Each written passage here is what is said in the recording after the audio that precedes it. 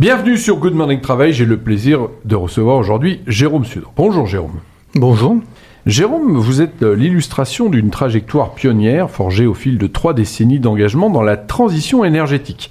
À la tête de Trina Solar France System, vous portez haut les couleurs d'une entreprise enracinée en Occitanie, à Toulouse et Béziers, qui façonne le paysage solaire français avec la rigueur d'un bâtisseur et la vision d'un stratège. Ingénieur de formation, vous avez traversé les âges de l'éolien, des premiers balbutiements dans l'aude aux défis contemporains de l'électrification nationale sans jamais céder à la facilité des oppositions stériles. Votre parole, nourrie d'expérience et d'une lucidité rare, interroge la souveraineté énergétique, la complémentarité des filières et la capacité de l'Europe à transformer ses innovations en puissance industrielle. À travers Trina Solar, filiale d'un groupe à capitaux chinois, vous orchestrez le développement de projets solaires, de l'identification des sites à l'exploitation, tout en portant un regard critique sur les choix politiques et industriels qui ont façonné notre dépendance énergétique.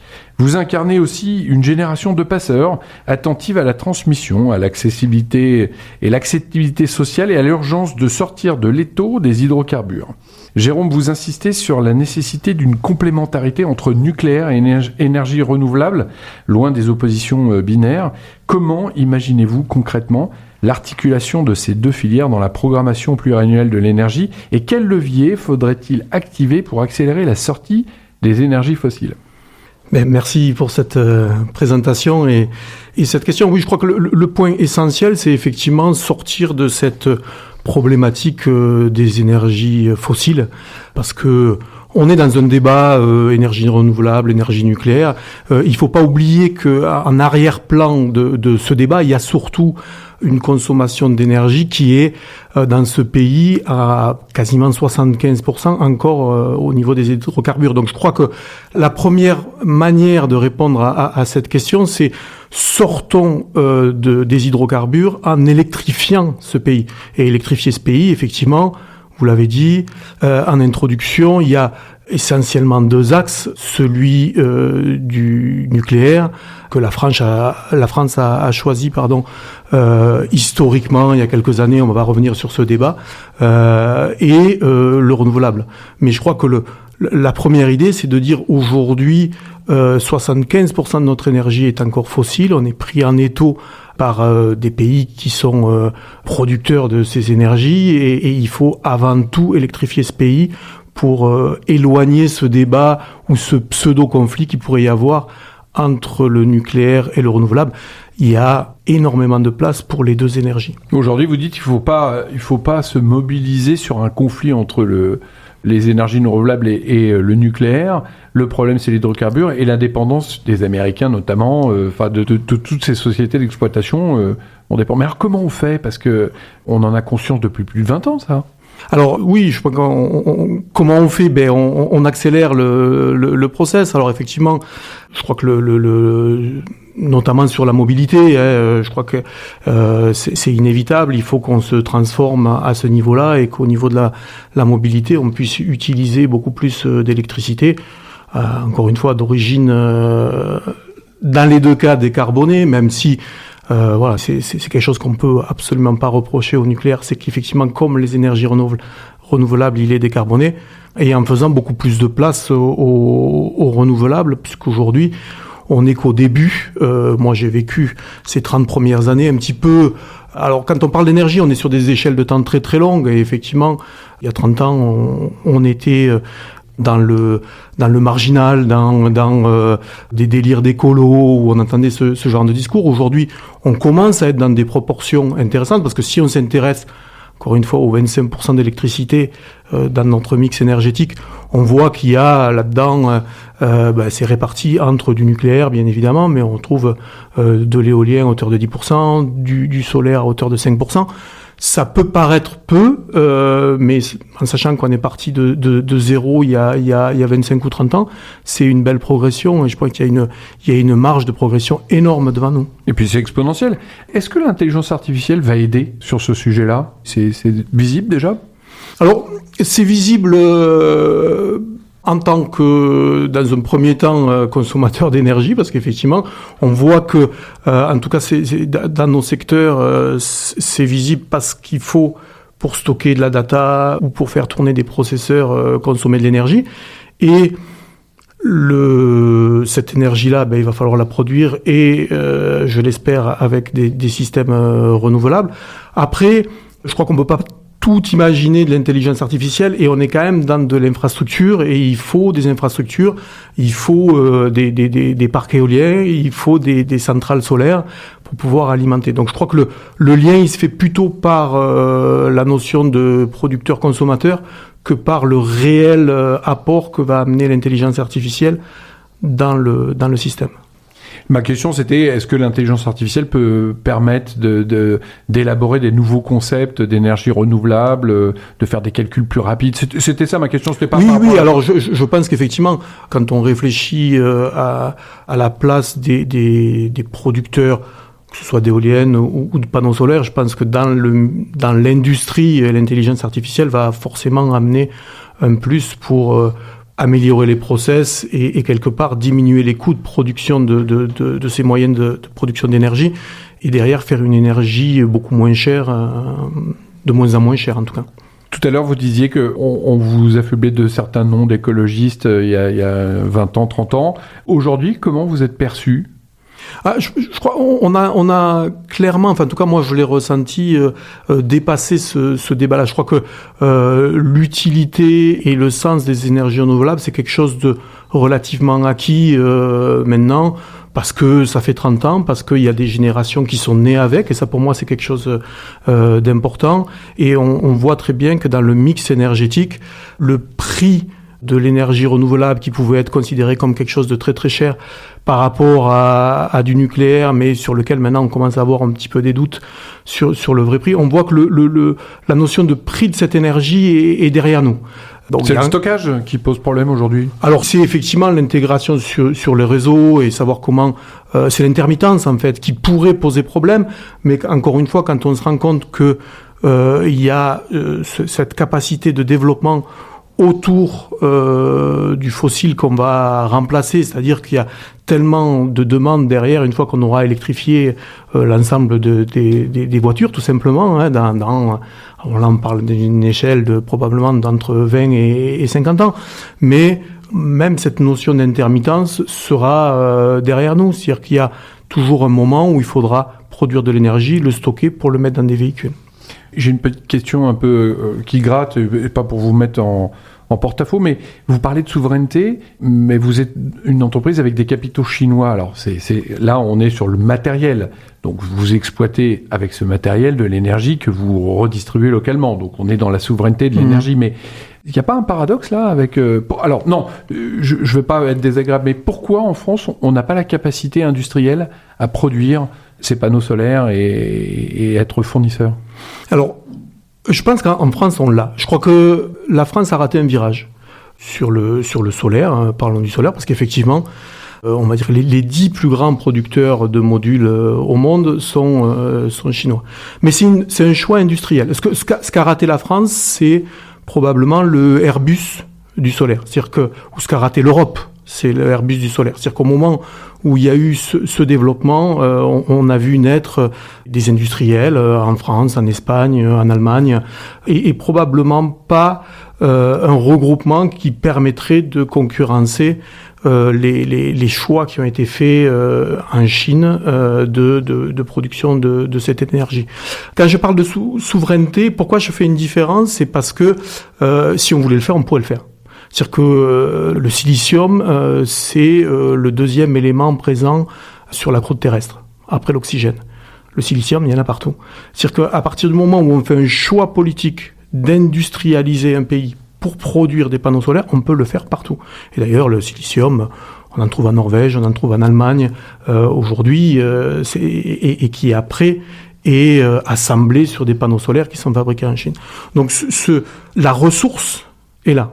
Le choix industriel n'a pas été, à mon sens, le bon, et on a lâché cette industrie, contrairement à ce qu'on a pu faire, je fais le parallèle avec Airbus, mais contrairement à ce qu'on a pu faire avec l'aéronautique. Comment vous l'expliquez ?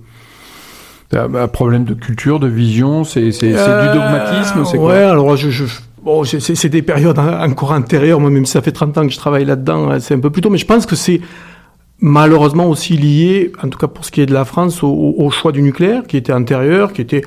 Voilà, c'est après-guerre. Je reviens pas dessus. C'est comme ça a été fait. Et aujourd'hui, il faut qu'on l'assume et qu'on l'assume sur des durées très très longues. Hein. C'est peut-être le point qui m'inquiète un peu ou qui me fait un peu froid dans le dos par rapport au nucléaire.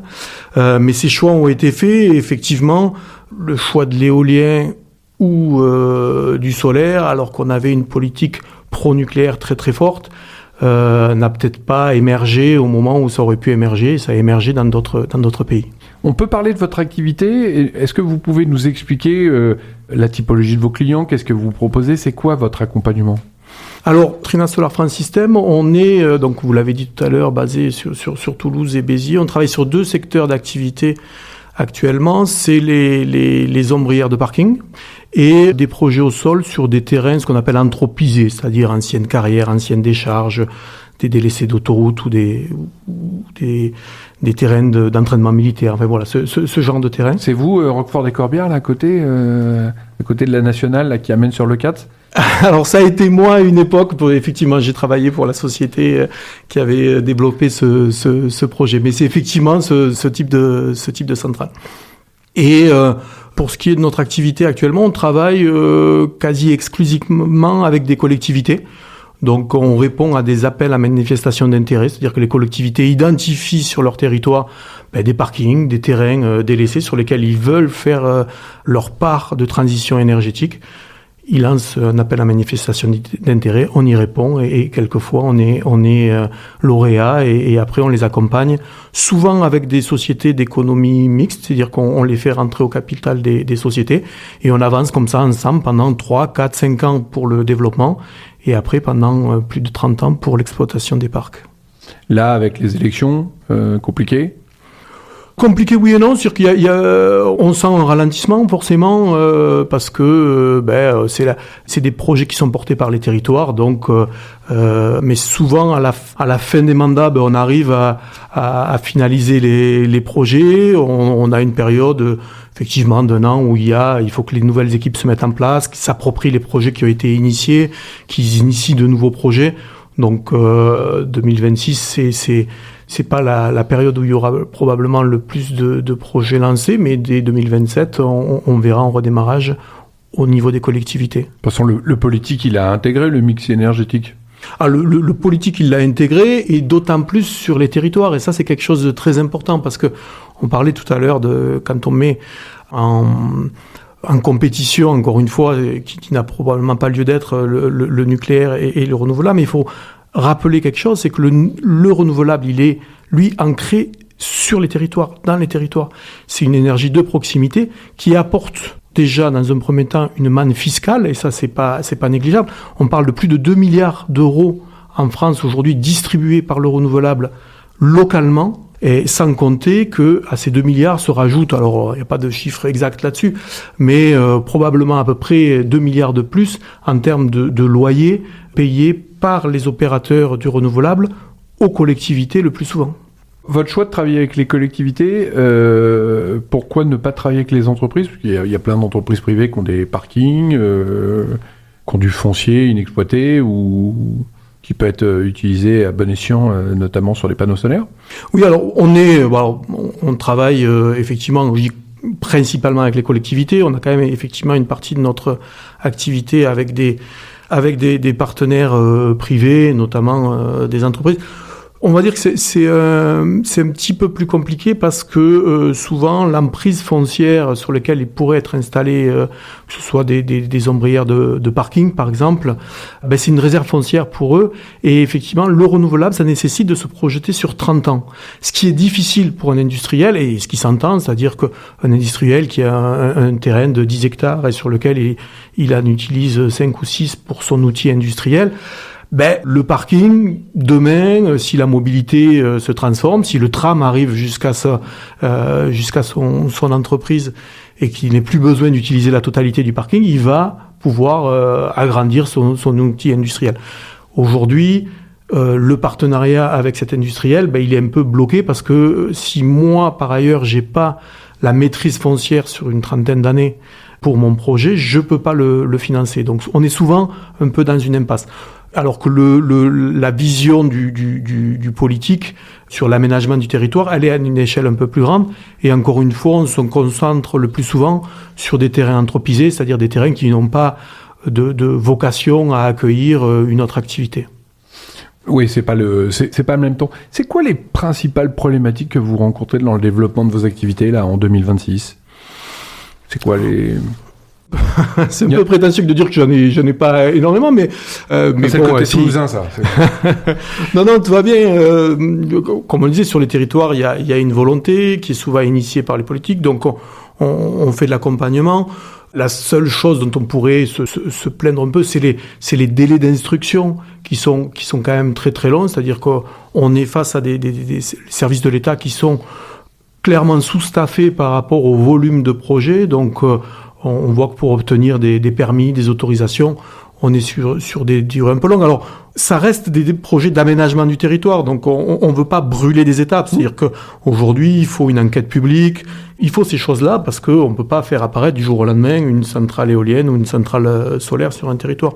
Maintenant, qu'on soit sur des délais plutôt de l'ordre de 10-12 ans sur de l'éolien et 4-5 ans sur du solaire, c'est quand même un peu long. On pense toute cette concertation, tout ce travail-là pourrait se limiter à 2-3 ans, quoi. Voilà. L'IA peut vous aider, collectivité. Je vous le dis, n'ayez pas peur de l'IA. Et puis en plus, c'est une IA française Mistral. Voilà, ça peut vous aider dans vos processus. C'est peut-être au niveau des services de l'État qu'effectivement, il faudrait que l'IA puisse permettre de désengorger, on va dire, l'instruction des autorisations. C'est évident dans les cartons du nouveau président en 2027 ou de la présidente. Pour l'instant, il n'y a pas de femme annoncée, mais on ne sait jamais.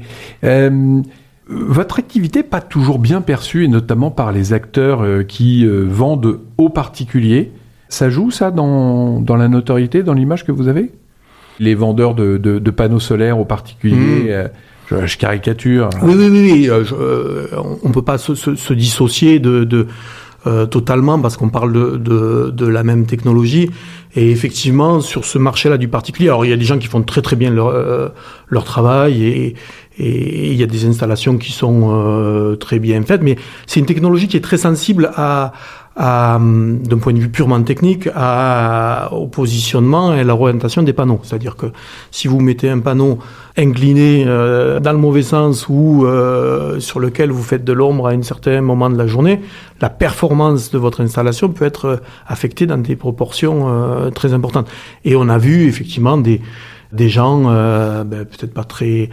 Il n'y a pas très honnête, je ne sais pas si c'est le mot, moi. Pas consciencieux. Pas très consciencieux, voilà, c'est plutôt le mot. Et certaines installations qui fonctionnent mal et qui font du mal globalement à la profession. Mais je pense que, bon, voilà, c'est à la profession d'être vigilante. Il y a des labels qui sont en place, notamment ici dans la région.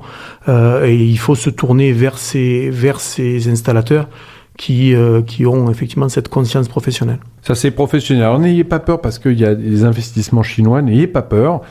L'énergie est locale, hein, donc elle est pour notre souveraineté. Je le rappelle. C'est quoi ma dernière question, Jérôme, votre plus grande fierté par rapport à un projet que vous avez réalisé ? Je ne sais pas si c'est une fierté, mais en tout cas, j'ai une petite anecdote qui m'a fait énormément plaisir sur l'évolution des mentalités. C'était par rapport à un projet éolien dans le nord de la France où pendant plus de 2 ans, on a développé le projet. Il y avait sur un ensemble de 10 éoliennes, 2 éoliennes qu'on n'arrivait pas à installer parce que le propriétaire des terrains était opposé au projet. Enfin, pas réellement opposé au projet, mais il n'était pas convaincu, on va dire, par l'éolien. Il voyait pas l'intérêt. Et quelqu'un de charmant, par ailleurs, que je voyais régulièrement, mais qui a jamais voulu s'engager sur le projet. Et peu de temps avant de déposer le permis, il m'appelle. À cette époque-là, je travaillais à Montpellier. Et il me dit, si vous êtes dans le coin, venez boire un café. Donc, bon, j'étais pas dans le coin, mais je me suis arrangé pour aller boire un café parce que les enjeux étaient importants pour nous. Et en buvant le café, il me resserre le même discours. Moi, l'éolien, je suis pas convaincu, j'y crois pas. Puis alors, moi, j'ai mangé avec mon fils ce week-end, et lui, c'est pareil. L'éolien, il en veut pas. Alors, je dis, mais bon, pourquoi je bois un café ? Il dit, mais Ce week-end, il y a ma petite fille, et on parlait de la centrale éolienne et dont je voulais pas, et sa petite fille de 8 ans qui dit « Mais papy, pourquoi tu installes pas les éoliennes ? C'est bien les éoliennes. » Son institutrice avait programmé une visite d'un parc éolien, avait parlé de l'énergie renouvelable, et cette gamine de 8 ans, elle a renversé la table.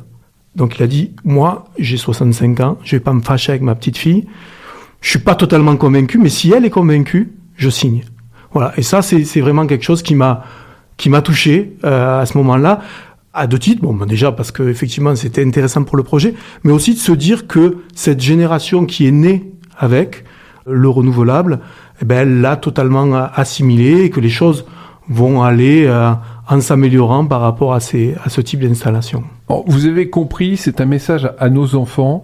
Reprenez la main de la souveraineté énergétique et notamment de l'eau et de l'électricité. Donc c'est à vous demain de produire vos propres centrales éoliennes ou panneaux solaires. Voilà, message reçu. Merci Jérôme, merci de votre témoignage. Merci à vous.